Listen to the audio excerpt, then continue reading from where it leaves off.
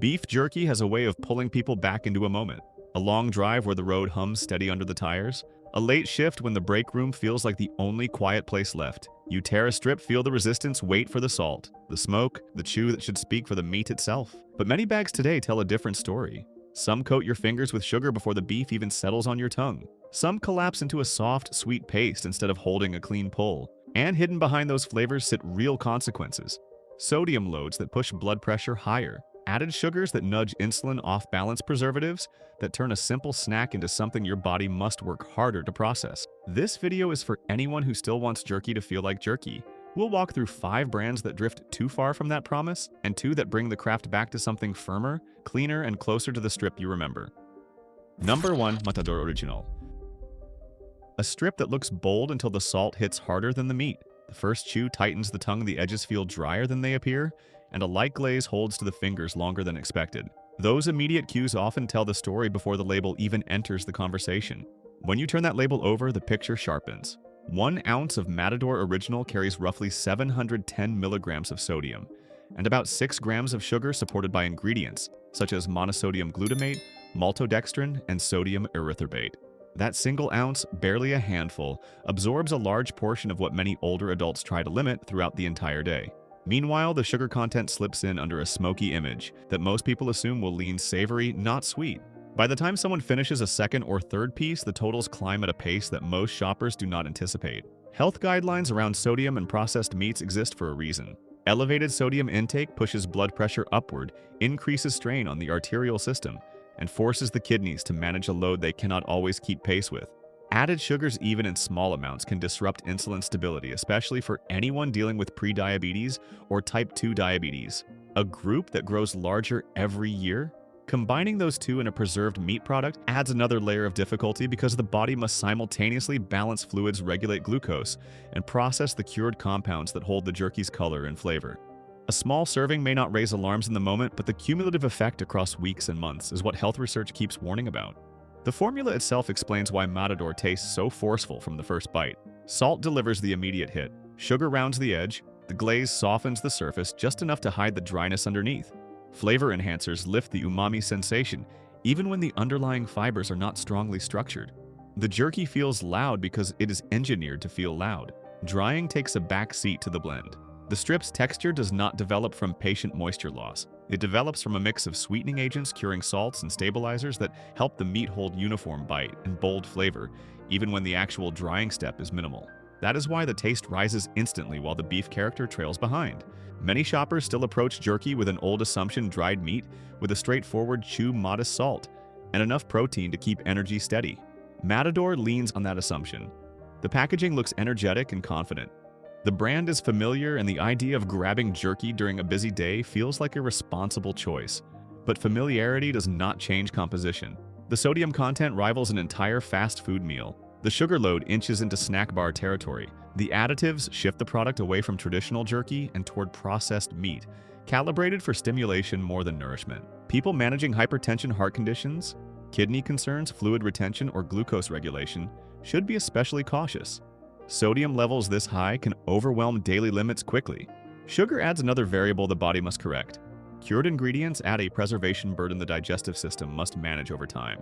None of this makes Matador dangerous in a single serving, but it does make routine consumption difficult for anyone already watching their numbers. The broader point is simple. Matador Original represents the modern turn in mass-market jerky, where punchy flavor replaces natural drying, and where intensity masks how far the product has drifted from the straightforward strip many people grew up with. The bag promises energy. The bite delivers impact. The nutrition label carries the real cost.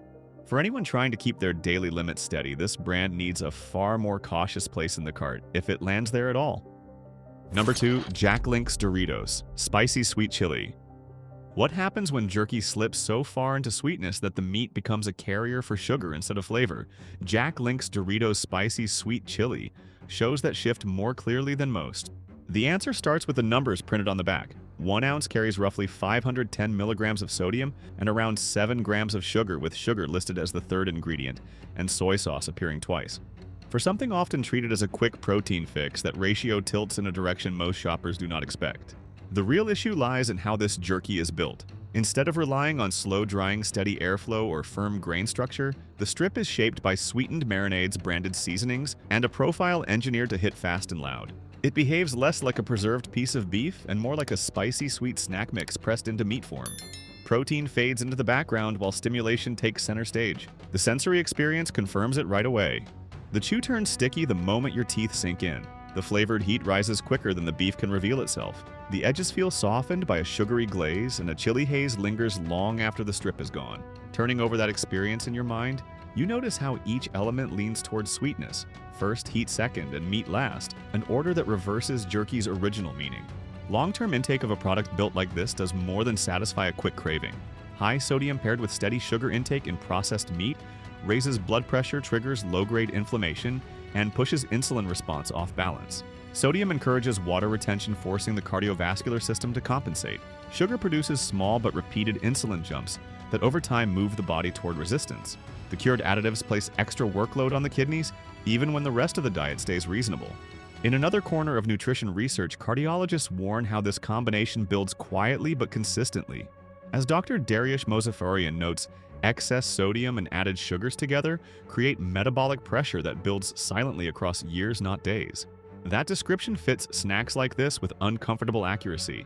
The risk grows sharper with age. Sodium clearance slows, arteries stiffen, glucose regulation becomes more fragile. What once felt like harmless road fuel begins to leave fingerprints in blood tests. Baselines drift, pressures inch upward.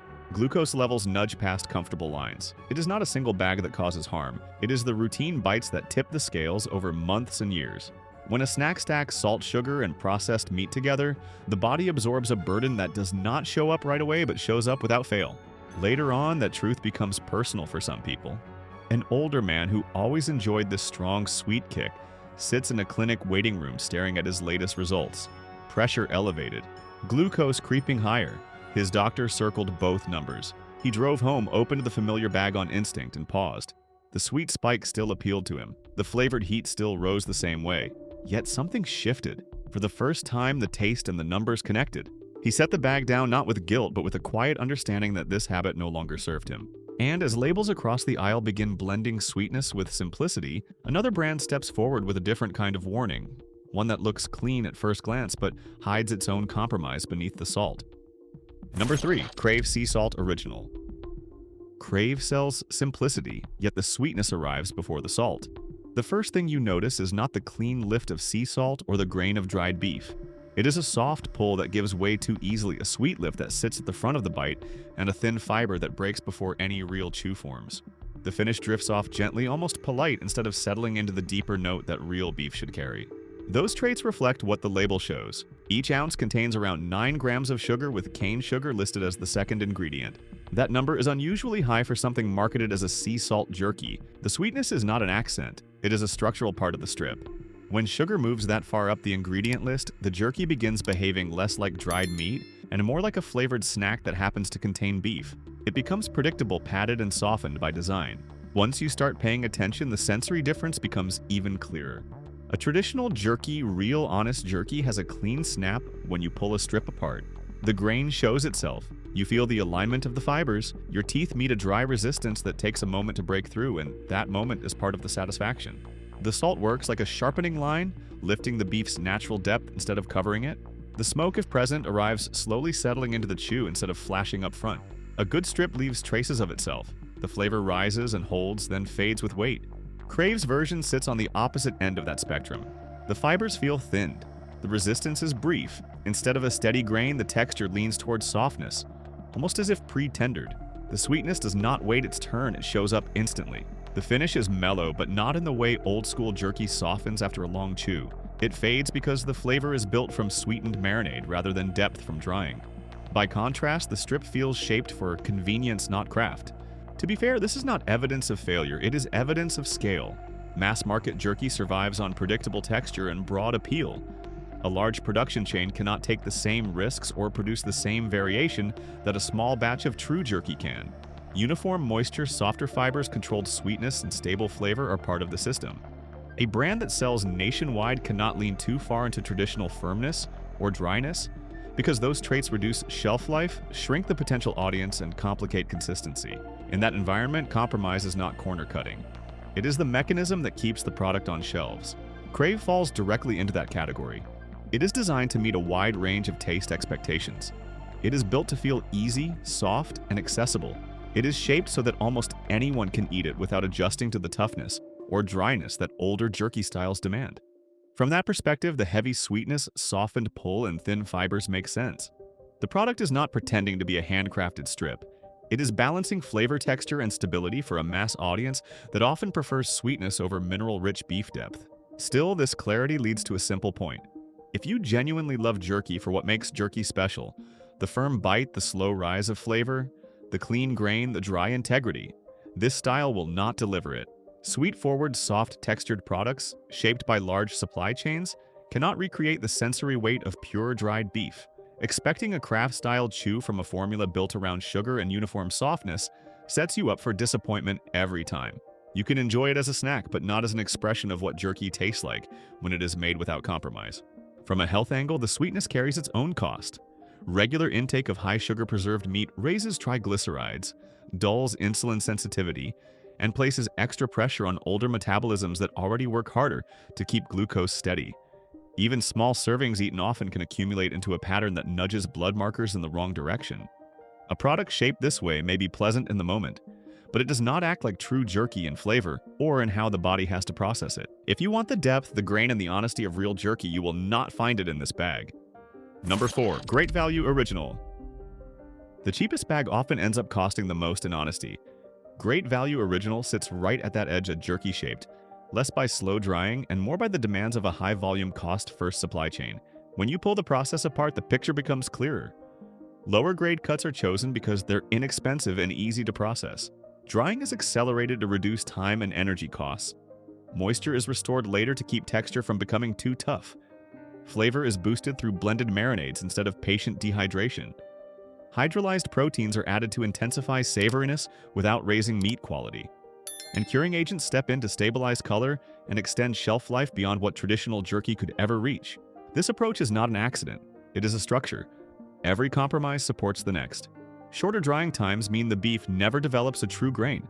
Lower cost cuts require more flavor correction. Added moisture demands more preservatives to stay stable. Those preservatives alter taste, which then calls for extra salt or sugar to balance things out. Step by step, the strip moves farther away from the firmness and depth people associate with real jerky. What remains is a product engineered to match expectations on the surface while cutting corners beneath it. The ingredient list explains the strategy. Sodium keeps the flavor sharp even when the meat is mild. Sugar rounds the rough edges of low-grade cuts. Sodium nitrite and sodium erythorbate maintain color and reduce spoilage risk during long storage and transport. Citric acid adjusts tang and extends stability. Hydrolyzed soy protein boosts umami so the jerky seems richer than the raw material underneath. From that point, the economics become obvious. These additions make cheaper beef taste fuller, last longer, and behave consistently across thousands of stores. The value comes from control, not craft. Food policy scholar Dr. Marion Nestle describes this pattern in plain terms. Ultra-processed foods are engineered to hit predictable taste points, while hiding the shortcuts required to make them cheap. Her line fits this product exactly. Great Value's jerky is not built to honor the meat. It is built to protect the price. Every decision from protein boosters to curing salts aims to deliver a uniform experience without requiring a uniform ingredient quality behind it. When you actually taste the strip, those choices make themselves known. The chew feels dull, a kind of softness that lacks the resistance of real drying. The spice sits muted, not layered. The salt arrives early, almost packed, because it must carry the flavor that the beef cannot. The finish drops off, suddenly leaving no trace of depth, no slow rise that marks a carefully dried jerky. On another note, these traits are exactly what happen when formulation does most of the heavy lifting. But the system doesn't rely on taste alone. Shoppers rarely read the fine print. They read the clues. A low price printed boldly, a dark, trustworthy color scheme. Words like original slow-cooked or good source of protein. These signals speak to habit, not scrutiny. They tell customers that this is the simple, straightforward option, even when the inside is built from shortcuts. People buy what looks familiar. They buy what seems safe. And when a brand leans on that instinct, it rarely needs to justify what it puts into the formulation. From that broader angle, this jerky becomes more than a snack.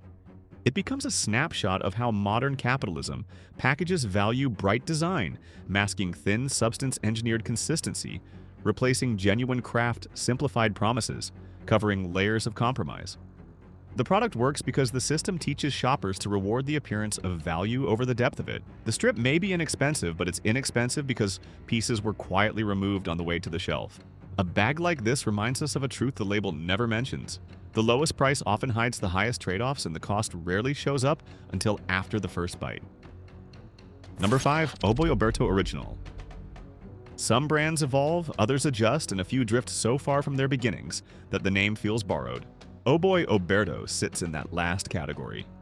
For decades, its reputation carried a regional feel, a jerky shaped by slower drying, firmer grain, and a kind of Northwest craft that set it apart from the national crowd. People didn't buy it because it was cheap or flashy. They bought it because it had character, the kind of character that only comes from time patience and a willingness to let beef speak louder than seasoning. That identity is hard to find now.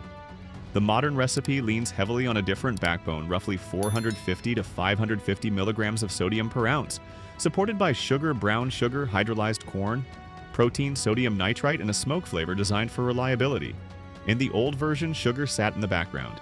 In the current one, it stands much closer to the front. The shift is not subtle, it is structural. You feel the contrast most clearly when thinking about the original chew. The early Oberto strips held grain. They resisted. You had to work your way through them. The salt sharpened the beef rather than covering it. The smoke lingered because it came from time, not formulation. The dried edges carried their own personality, sometimes tougher, sometimes softer, because batches varied slightly the way small batch foods naturally do. By comparison, today's strip feels smoothed out. The edges fall into the same pattern every time. The sweetness stands where the grain used to carry the weight. The smoke flashes quickly and disappears, acting more like a topping than a result of slow drying. The entire profile sits on a stabilized texture built for uniformity. Over the years, what made Oberto unique has been replaced with what makes mass-market jerky dependable. The reason is not mysterious. As the brand expanded nationwide, the production needed to fit the routines of big retail. Mechanical tenderizing replaced slow dehydration. Restored moisture cycles softened the bite. Additive-assisted smoke stepped in for the natural version that once defined the strip. Standardized marinades made it possible to deliver identical flavor across every store, every state, every shelf. From that shift, the product moved further away from its early identity and closer to the processed consistency expected from large distribution. When you actually taste the modern strip, those decisions carry through. The bite is softened, the surface is smooth, the salt hits quickly. The sweet tone grows before the beef does. In real terms, you are eating a jerky shaped around predictability more than tradition. The character that once set it apart has thinned into something easier, safer, and more general. There is also the nutrient cost that comes with this change. Higher sodium paired with curing agents pushes the cardiovascular system to work a little harder, especially for older adults whose blood pressure control is already more fragile. Preserved snacks like this do not create harm in isolation, but they add another small load onto a system that manages dozens of such loads each week. That is the trade in front of the shopper convenience, supported by chemistry, not by craft. Yet, the heart of this segment is not the sodium or the additives or the softened chew. It is the distance between what this jerky used to be and what it has become. Brands do not remain small forever, and Oberto is no exception.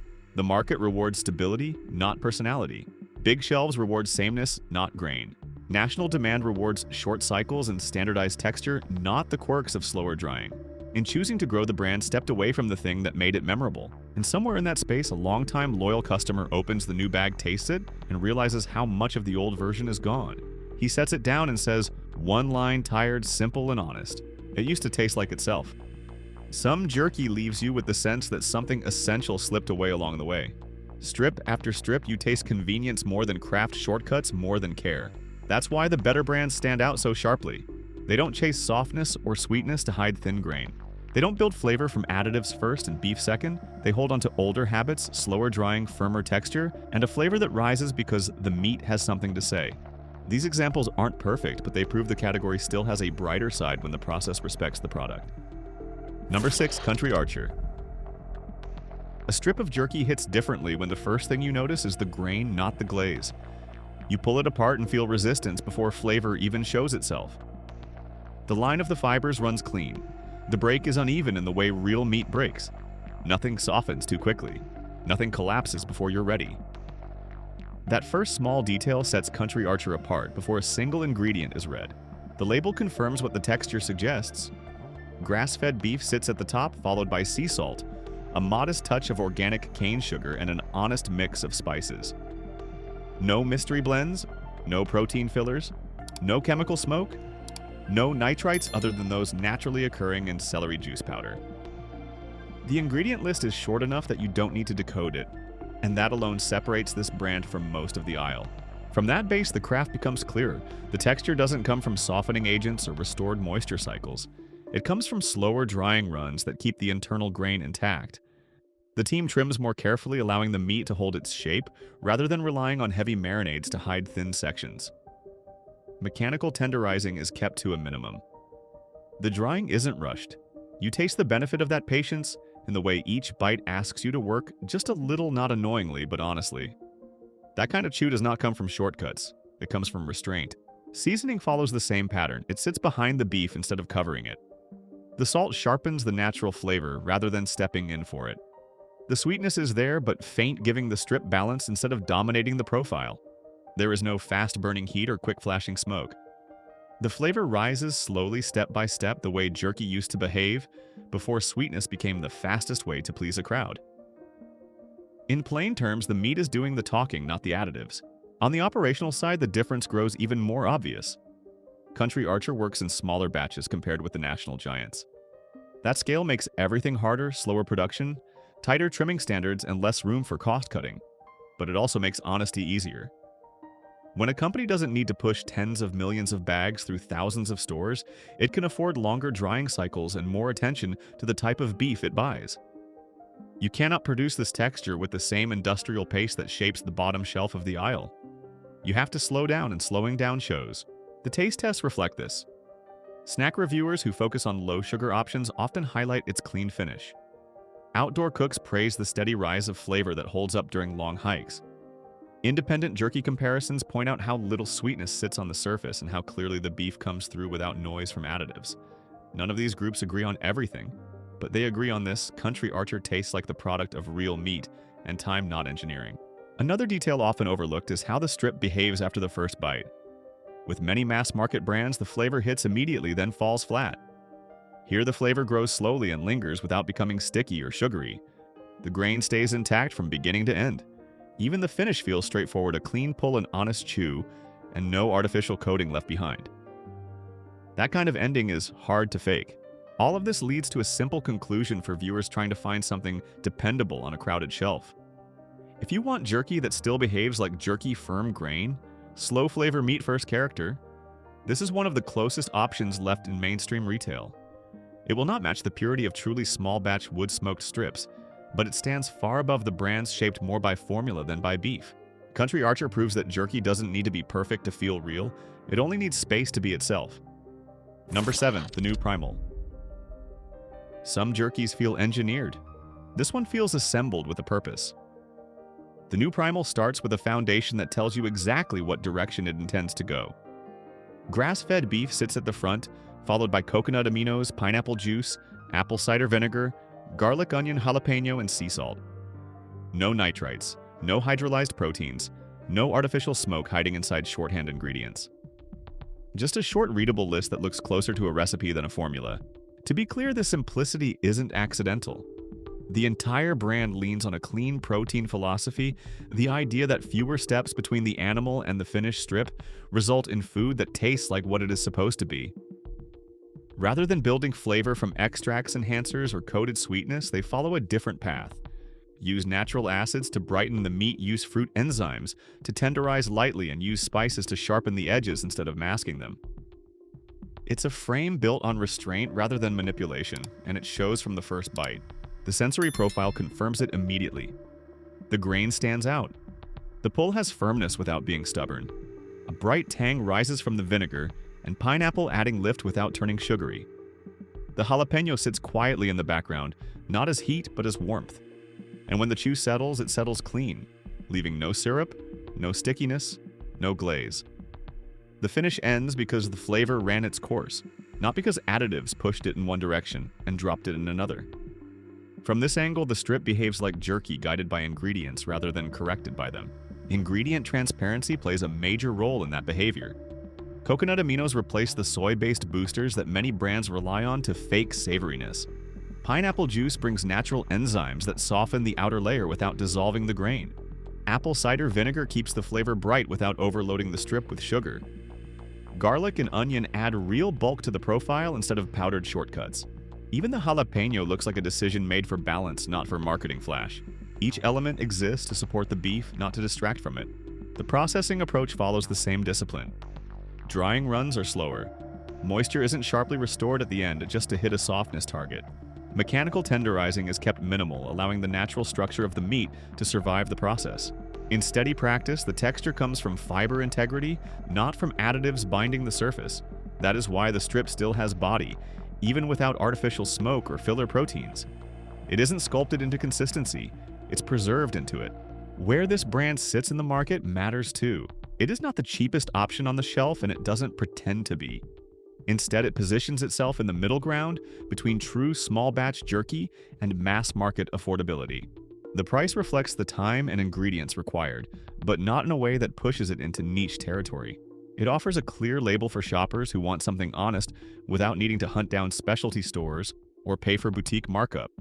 In real terms, it settles into a category few brands manage to fill clean, without being exclusive, simple without being bland, accessible without being compromised. All of these traits create a jerky that makes sense once you've tasted enough of the aisle. Many brands rely on softness and sugar to win quick approval. Others depend on smoke flavoring to imitate depth that wasn't earned. The new Primal moves in the opposite direction. It builds flavor from the meat outward, not from the coating inward. It refuses to hide behind additives or engineered consistency. It doesn't need to. For viewers who want something dependable, the takeaway is straightforward. If you prefer jerky with natural lift recognizable ingredients and a chew that still respects the grain, this is one of the safest choices. It won't satisfy someone looking for candy-like sweetness or instant flavor bursts, but for those who value honesty over noise, it stands right where the category should have stayed. In conclusion, some jerky brands drifted too far from real beef, and only a few still honor what jerky is supposed to be. Once you see that contrast clearly, the aisle stops feeling crowded and starts feeling sorted. What becomes obvious is how different motives shape each bag. The cheaper products chase softness and sugar because those traits guarantee quick approval. Others turn to engineered smoke and heavy marinades to hide the shortcuts behind them. None of that reflects the depth or grain of true dried meat. On the other side are brands that stay close to the basics.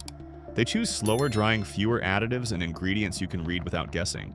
They build flavor from the meat outward instead of masking it. Knowing this changes how you shop. The label matters, the process matters. And your choice can shift from impulse to intention the moment you decide jerky should still taste like beef. This video does not promote division within the United States or encourage segregation. All content is presented for the purpose of exploration, analysis, and fostering discussion based on current events, public sentiment, and social trends. We fully respect the United States Constitution and all federal regulations. If today's analysis made you think, drop a comment so we can keep the conversations going. And don't forget to like, subscribe, and hit the bell so you will never miss our next independent deep dive.